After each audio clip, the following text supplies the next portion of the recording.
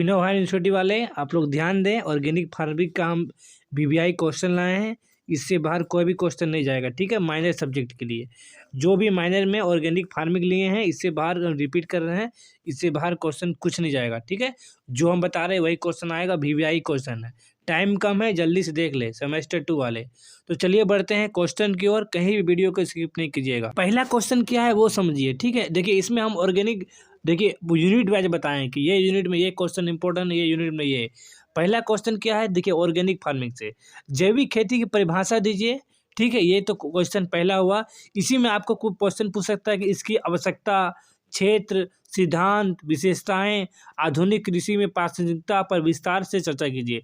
ये लंबा सा क्वेश्चन आ सकता है। या फिर जैविक खेती की परिभाषा, ये हुआ क्वेश्चन।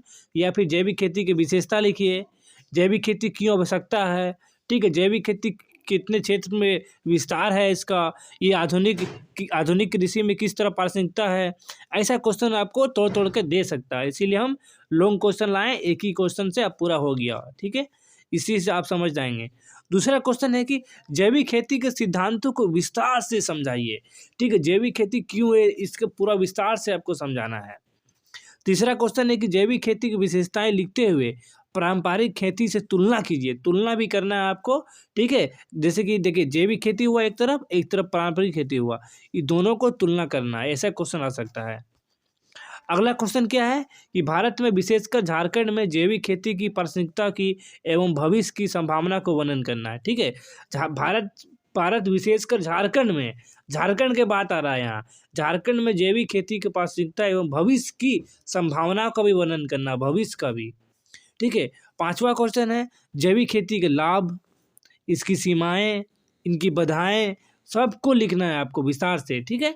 जैविक खेती के लाभ क्या है, इनकी सीमाएं, ये बाधाएं विस्तार से समझाइए, ये क्वेश्चन आ सकता है। अगला क्वेश्चन क्या है, जैविक खेती की आवश्यकता क्यों है। डायरेक्ट क्वेश्चन पर बताइए कि जैविक खेती की आवश्यकता क्यों है।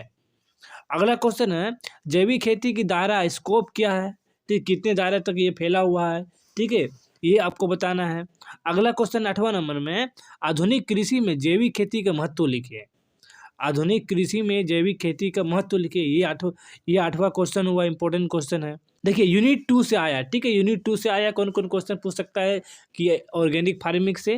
जैसे कि पहला कि भारत में जैविक खेती को बढ़ावा देने हेतु केंद्र एवं राज्य सरकार के पहल का वर्णन कीजिए, ये इंपॉर्टेंट क्वेश्चन है, वीवीआई क्वेश्चन पहला नंबर, ठीक है। दूसरा कि जैविक पोषक तत्वों को स्रोत एवं उनकी सुदृढ़ता विधियों को समझाइए, ये दूसरा क्वेश्चन भी बहुत इंपॉर्टेंट है, ठीक है। ये वाला पहला कि भारत जैविक कृषि को बढ़ावा देने हेतु केंद्र और राज्य सरकार का पहल कौन कौन सा है वो लिखना है। कि दूसरा कि जैविक खेती पोषक तत्वों का स्रोत क्या है, उसको कौन कौन विधि है वो बताना है स्रोत का। अगला क्वेश्चन क्या है, तीसरे नंबर में, कंपोस्टिंग की विधियां से विस्तार से लिखिए। जो कंपोस्टिंग की विधियां होता है उनको विस्तार से बताना है आपको।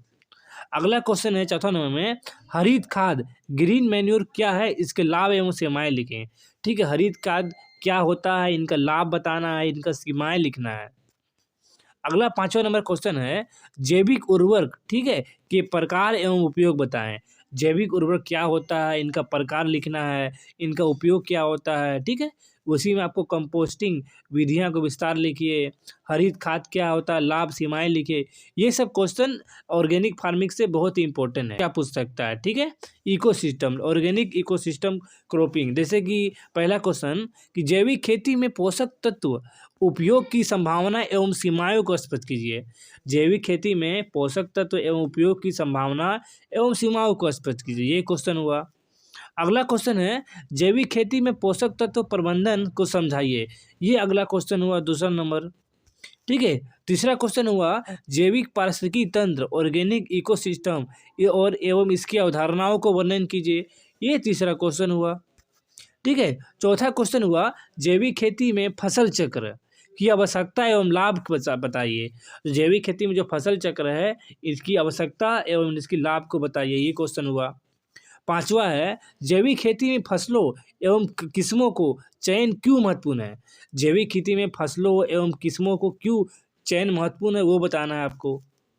अगला 6 नंबर क्वेश्चन है मल्टीपल क्रॉपिंग से आप क्या समझते हैं, ठीक है। मल्टीपल क्रॉपिंग से आप क्या समझते हैं, ये भी इंपॉर्टेंट है, ठीक है। जैविक खेती में फसल चक्र की आवश्यकता एवं लाभ को बताइए। जैविक पारिस्थितिकी तंत्र की इसकी अवधारणाओं को स्पष्ट कीजिए। ये सब क्वेश्चन इंपॉर्टेंट देखिए।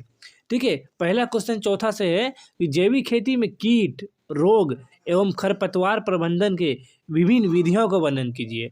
जैविक खेती में कीट, रोग एवं खरपतवार के प्रबंधन की विभिन्न विधियों का वर्णन कीजिए। ये हुआ पहला क्वेश्चन। दूसरा क्वेश्चन, नीम आधारित जैव कीटनाशकों जैसे नीम तेल, नीम बीज, अर्क का महत्व बताइए। तीसरा क्वेश्चन है NPOP या national programme for organic production की संगठनात्मक संरचना को समझाइए। ये क्वेश्चन हुआ। अगला क्वेश्चन है, जैविक खेती में बोटेनिकल कीटनाशक क्या है ये बताना है। ये क्वेश्चन आ सकता है। अगला है 5वां नंबर में, जैविक एवं रासायनिक कीट प्रबंधन को अंतर लिखिए। ये सब इंपॉर्टेंट क्वेश्चन हुआ, बहुत इंपॉर्टेंट है। ठीक है, 5वां नंबर से पहला क्वेश्चन है, जैविक उत्पादों का निरीक्षण, प्रमाणन एवं लेबलिंग प्रक्रिया विस्तार से समझाइए। ये क्वेश्चन हुआ। दूसरा है कि जैविक उत्पादों का विपणन एवं निर्यात संभावनाएं राष्ट्र अर्थव्यवस्था के संदर्भ में स्पष्ट कीजिए। ठीक है, ये सब इंपॉर्टेंट क्वेश्चन हुआ। तीसरा है कि जैविक उत्पादों की आर्थिक व्यवहार्यता क्या होता है। चौथा है कि जैविक खेती में प्रोसेसिंग का महत्व लिखिए। ये सब इंपॉर्टेंट क्वेश्चन हुआ। ठीक है।